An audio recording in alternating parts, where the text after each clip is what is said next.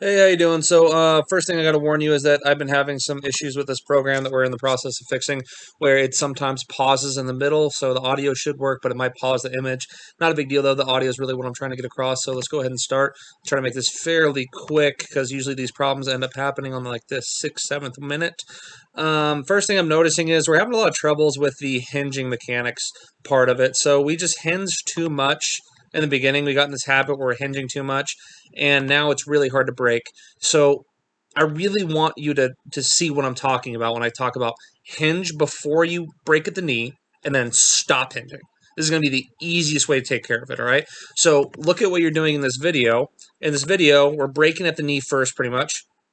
Breaking the knee first, knee break first, then hips, and then we continue to hinge as you squat. When you hinge as you squat, it makes it very hard to control. And some individuals load their posterior chain better and get a lot more out of it, a lot more control in their squat if they break the hip and hinge to the full degree first before breaking at the knee. So what this is going to look like, and this is something that I do personally, what this is going to look like is I am not going to let myself break at the knee. I'm just not going to let it happen. So first thing I'm going to do to start the squat, no break at the knee whatsoever. Knees aren't breaking. Knees are straight. Have weight on my back. Now from here, I'm going to break at the hip first. No break at the knee yet. Hip, hip, hip, hip, hip, and then knee and only knee throughout the rest of the squat. All right. What you're doing is you're breaking at the knee first, and then we're trying to hinge as we squat. That's very hard to control, and I think you're going to do a lot better with your build if we break at the hip first and have our full degree of flexion at the hip happen before we break at the knee. So one more time, I'm going to break at the hip, push it back, back, back, back, back, and right here, I break at the knee. Rest of it, all knee, no hips. All right, full degree of hinge before we break at the knee. That's going to make it 10 times easier to control. You're likely going to get more out of your posterior chain. At the very least, I want to try it, see how it feels. Maybe we'll revert back, but I just want to see one set or a few sets where we give that a try. So that's what I'm talking about. So let's do that very carefully, very slowly in the weeks to follow, and that should be very beneficial for your squat. The only thing worth noting here is I want you to get more hinged over and really not let that back leg go up or down as you go through this motion. So you'll notice that as you open up, your leg opens up. The way I like to put it is like a dog pissing on a bush.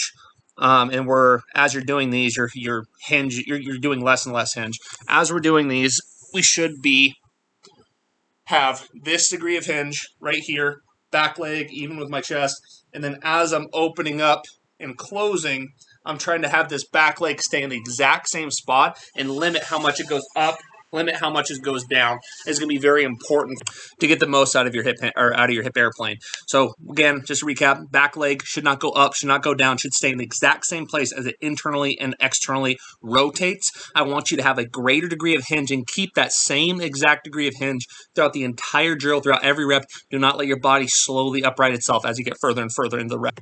Biggest notes I have for this, you can get a lot more out of this drill by doing a few things. One, don't worry about the lunge. I want you to go ahead and start here, go up, then go back down. Go up, then go back down while you're in that 90 or that position, that starting position from the ground with your butt on the ground.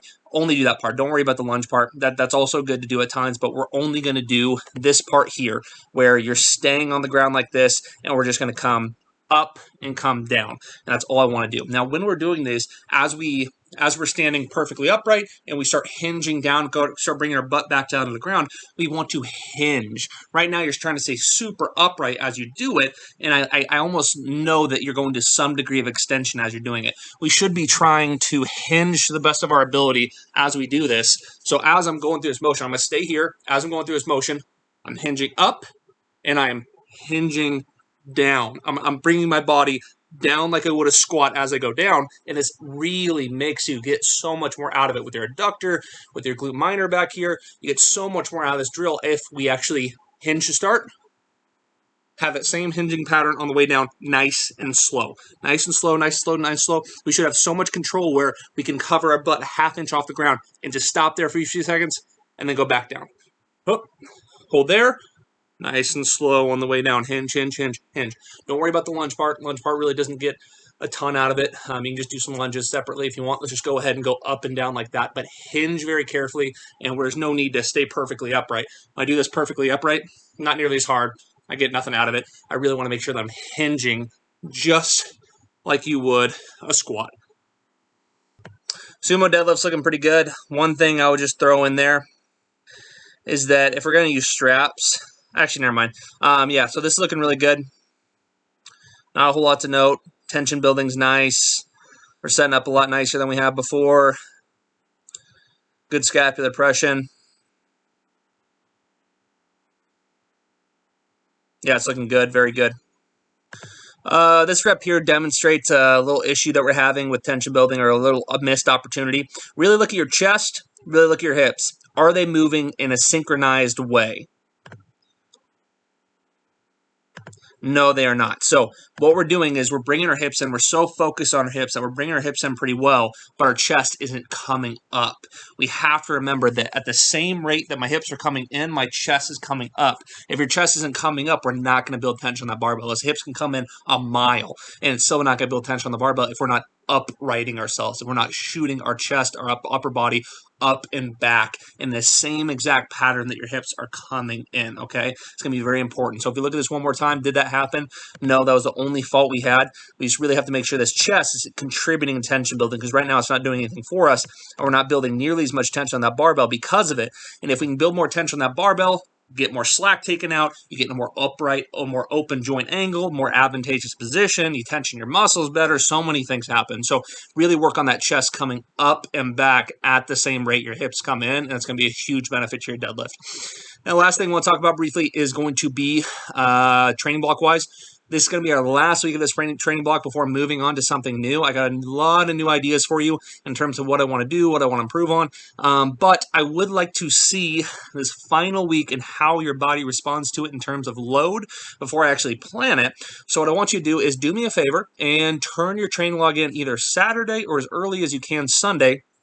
I usually take Saturdays off. It's my one day off. And then Sunday, I work for a pretty long time using the afternoon or morning, I mean. So let's go ahead and try to get that to me before the week starts, because I'm not going to have Monday for you yet, because I'm going to plan a whole new training block. But I want to see that last week first before I do so I can make the most educated decisions possible.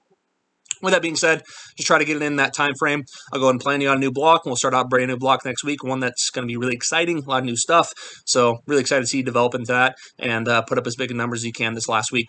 Let me know if you have any questions. Stay safe out there.